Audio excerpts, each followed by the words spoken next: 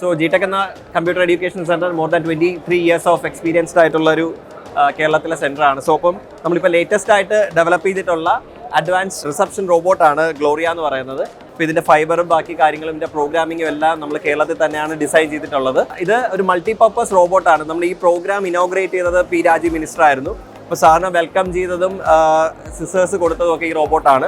നമുക്കൊരു കസ്റ്റം ചെറിയ robo available ആണ്.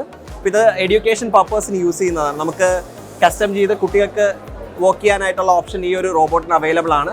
നമ്മൾ പുറത്തുനിന്നുള്ള ഒരു എക്യുപ്മെൻറ്റ്സ് യൂസ് ചെയ്യുന്നില്ല. ഇതൊരു മെയ്ഡ് ഇൻ കേരള പ്രോഡക്റ്റ് തന്നെയാണ്.